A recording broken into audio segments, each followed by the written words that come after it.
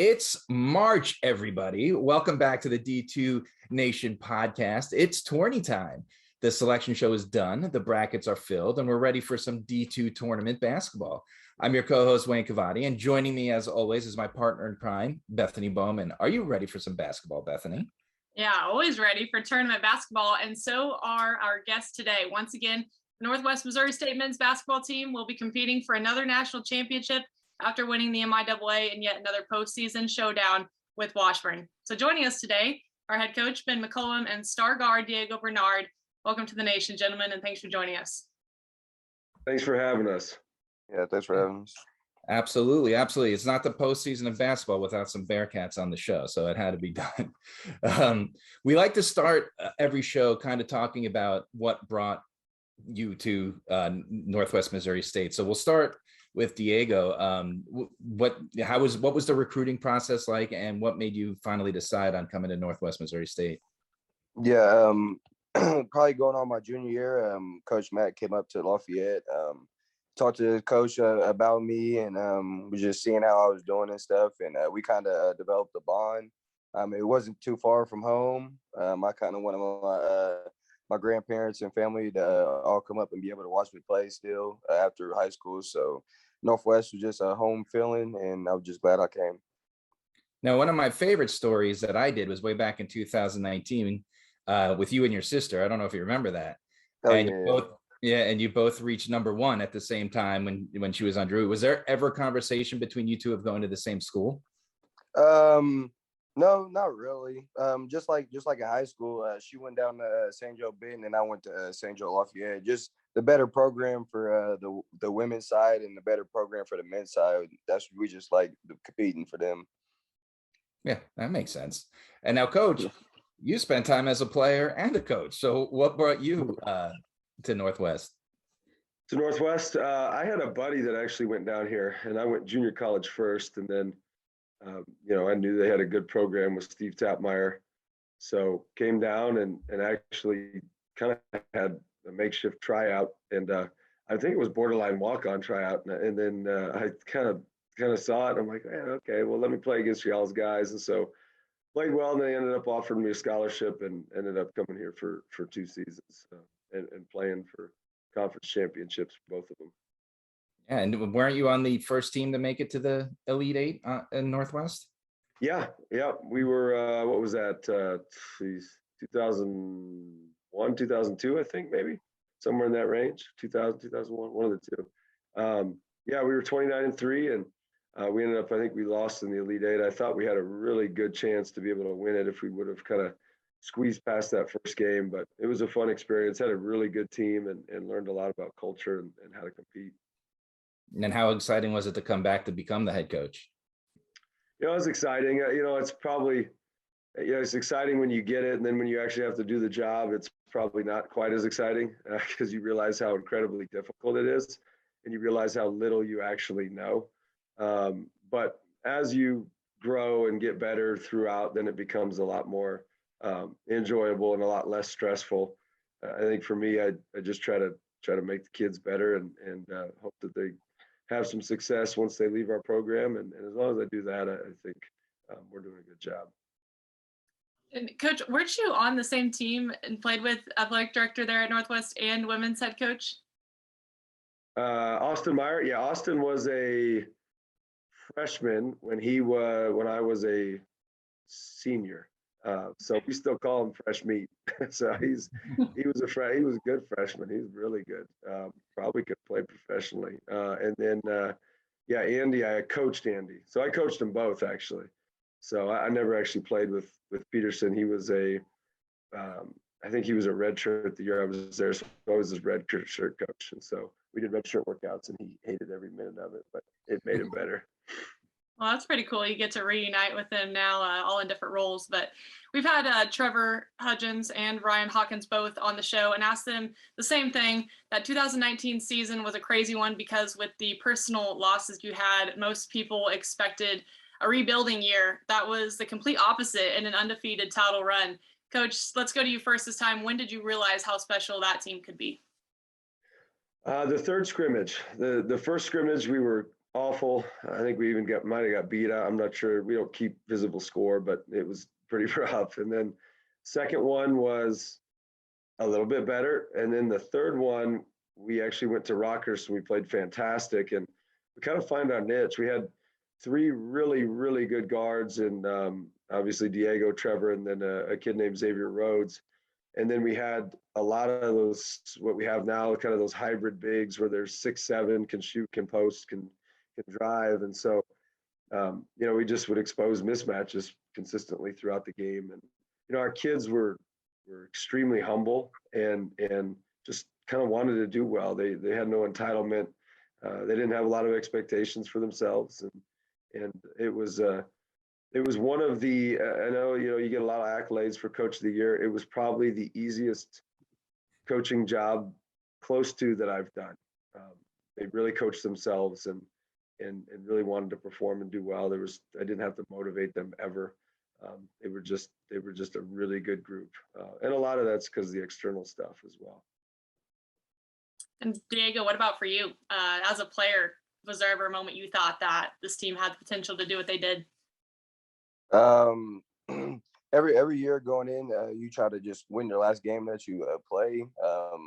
Going into the season, I didn't think that we was ever going to go undefeated or even just play for a national championship after they lost the first round that previous year. But then coming in, we had a good player named Joey Wittis, and every time that he stepped on the court, it could have been his last year or last time on the court. So he just gave it his all, and I'm just happy that I got to be able to play with him. Yeah, you've had definitely some good players along the way, and that kind of leads into our next question for you, Diego, as a player. Every year in college programs, you hear, it's a completely new team, right? Because there's so many people coming and going. But for you, you've got to play with a good core of people for the majority of the time you're there. Sure, you've lost Joey Buckets and Ryan Hawkins. You lose those players, but you still have that core, and you've had Trevor the whole time. Yeah. What do you see from the start to now? What do you see the big difference with the way that the Bearcats maybe look or play today as from where you started? Yeah, I feel like coming in my freshman year, I was just like a piece, just putting into the puzzle like everybody was already putting in, and then I had to come in and just do my role as my freshman, and then as my years come on, I've been a bigger role on the team, just having to play with just confidence and everybody, and just being ready to play every game. As we said, we've had Trevor Hudgens on, and he is widely considered maybe the best player in D2. So, Diego, you and him have been this incredible combo since day one. What is it like playing alongside Trevor? Man, it's just incredible. Just growing up, he's a year older than me. Just watching him play with Mocan, and then I was a year younger, so I was watching him there. And then when he came to Northwest, I was like, man, we could be a bad 1-2 punch. And when I got here, it was just instant chemistry. The first day we got stepped on the court, and you guys are seeing it now. Coach, what's it like to get to coach that backcourt, Diego and Trevor? Easy. No, I mean, you're only as good as the players you have, and we were fortunate enough to have really good players. I recruited Diego, I think it was early as a sophomore year. I remember he was at he was at our team camp, and I went up to his dad and I said, gosh, I think he'd be a great Bearcat. And he ended up being a pretty darn good one, better than I would have ever expected. And then obviously Trevor as well. I mean, I don't know. I think we appreciate it now. I think it almost gets to where you win so much and you accomplish so much that it may be taken for granted in the moment sometimes, like the greatness that you're seeing and the incredible dominance that you're seeing.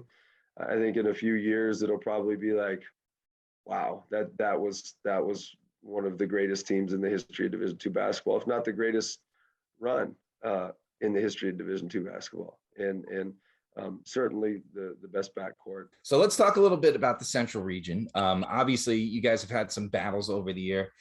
Coach, you've been around it a lot longer than Diego. Make your pitch for why it's the best region in D2 basketball. Well, I think from a resource standpoint, all the schools in our conference, in particular in the NSIC, they're funded at such a high level, and the schools are really quality universities. They're non-commuter, so you really feel like you're in a college community in a college town, so you can attract some of the best talent. Obviously, we've won 3 out of the last 4 national championships and come from this region. And then before that, it was Central Missouri State. Augustana won the national title. So we've won, I bet, roughly 5 out of the last 7, somewhere in that range, maybe. I don't know, 5 out of 8.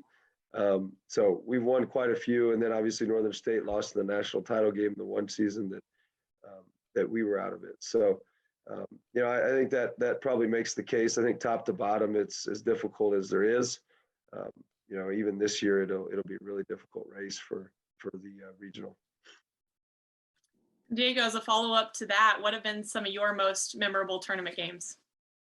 Yeah, probably the 2 national championships that I played in.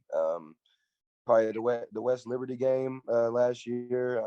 Then always just the battles with Washburn going into the MIAA tournament.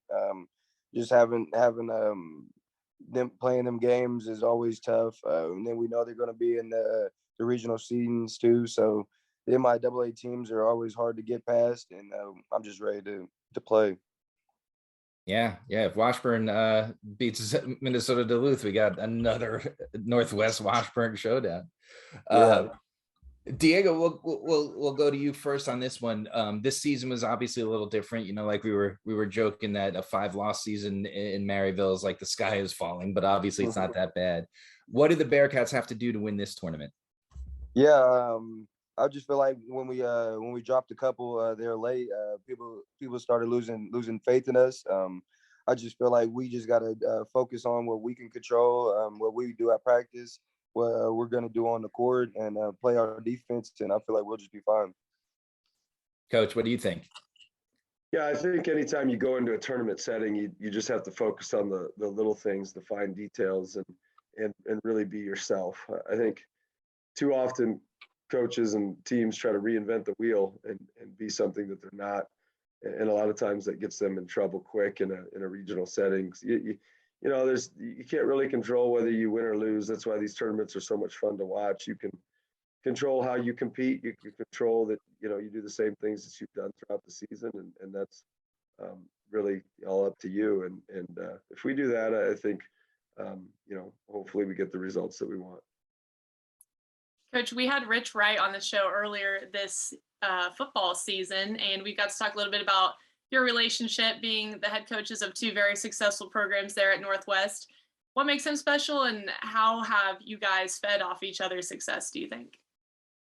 Yeah, I think, just kind of football specific and then Rich, but football specific, we fed, especially early on, we fed off their success a lot, and we recruited to their success. And we recruited and said, hey, they get this many fans. I think we can do the same thing, and really was able to show them that this community would support a winner as long as we got it going. I think from Rich's perspective, he came in after Coach Doyle and Coach Churchma, and so I'm able to see his development. I'm able to see some of the things that I did when I was first a head coach, and some of the good things and the bad things all at once, and it's exciting to see him get that program to grow. Obviously, he's a fierce competitor and an excellent teacher of football and an excellent coach, and he'll be able to get that thing. I mean, they're already going, but again, in Bearcat land, going's a little bit different in Bearcat land. It's like you're not undefeated winning a national title. It's a terrible season. So I just kind of fell into my own deal, but they're as good as any program in the country, year in and year out. Yeah, here's the niche question here on the D2 podcast. What makes being D2 so special to you? Coach, we'll start with you. You kind of have that special relationship with it as a player and a coach. So what has made it special for you, first of all? Yeah, I think the innocence of it. I think there's a genuineness to Division II athletics. I think kids come here, they always say I chose Division II, and a lot of times you do choose, and sometimes it chooses you. And it makes it a neat experience because you're there to win. You're there to make people around you better. You're there to build relationships. You're there to make yourself better and leave a better human being. And I think there's a pureness to it, and I think that's what makes Division II, very, very special. And Diego, for you as a player, you've got to do, pretty much the ultimate thing there for Northwest for many years. So your experience has had to be extra special. Oh yeah, for sure. Coming out of high school, I wasn't really recruited high to go either D1 or whatever. A lot of schools in MIAA was reaching out, and me and Mac just developed a bond, and just the family atmosphere around here is just unmatched. Everybody wants you to succeed. Everybody wants you to do good in classroom or even on the court. I just feel like everybody's just a family atmosphere around here. Everybody knows everybody, and I'm just happy that I'm here. Diego, what bracket is behind you?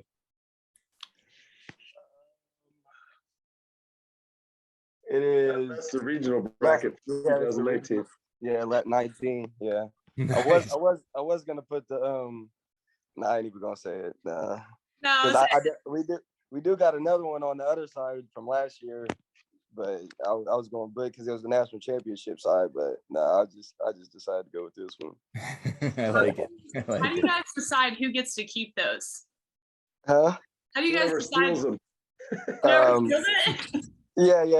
Whoever gets them first. No. Yeah. It's normally like probably like the higher classmen get to choose if they wanted to go in their house or not. So Trev decided he wanted to go to go to our house, so we got this one. You too. All right, so that was the easy part of the show, and now we're going to close it out kind of like a little rapid fire fun question part of the show, and it's called the D2 Nation Hot Seat. So are you both ready? Mm-hmm. Yep. All right, Bethany, let's get them started. Okay, we'll start easy. Diego, for you, who is your favorite basketball player and team? Right now it would have to be the Lakers with Russell Westbrook. I like it. Coach, for you, a little different. Who is a basketball coach you've admired over the years, and who's your favorite team? Jay Wright, and I would say, my favorite team is the Northwest Bearcats. This is for both of you. What is the best sports movie of all time? Diego, you first. Sports movie. It was like something like Standing Tall or something like the football movie. I can't remember it. I'm just gonna say Friday Night Lights. That's a good one. I like that one too. Boy, yeah, you put me on the spot here. This is a tough one. Yeah. I was always a big fan of Rocky growing up, or like the Karate Kid. Those were two fantastic. Those are sports movies, kind of. Yeah, of course. There's tournaments there. Of course. Absolutely. Karate Kid one. You can't really beat those. No, great movie. All right, Diego, what are you and maybe your teammates in the locker room listening to pregame? It's a variety. We listen to some Drake, Rod Wave, NBA YoungBoy. Just depends on the mood. And Coach, if you had the choice of what you could play over the speakers, what would you pick? DMX or Tupac, no doubt. There's no other artist. I wasn't expecting that answer. I liked it. Yeah. I was. I was. She sees me before games. Yeah. All right, for both of you, what is your favorite food? Coach, first. I'm gonna go with probably steak, as rare as you can get it. Oh, nice. Yeah, Bethany, we've had this conversation on here. Bethany doesn't go rare. That's gross. You can just sizzle it on both sides and I can eat it. Yeah.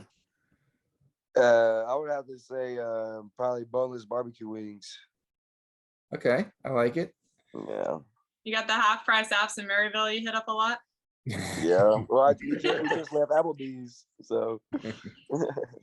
What show is your favorite binge-worthy television or Netflix show? Coach, you start. Oh, binge-worthy Netflix. I don't watch a lot of those because if I start them, I can't stop them. Mm-hmm. So I've never really watched them. I like documentaries if I'm going to watch something. with the Alex Hanold, or the climber, the mountain climber that climbed out Capitan. I can't remember the name of the movie, or the documentary. That's one of my favorites. I know which one you're talking about. Man, Diego. I just started recently watching The Ranch, so I'm a little into that right now. So How about Ashton Kutcher? yeah. Nice, Oh my God. nice.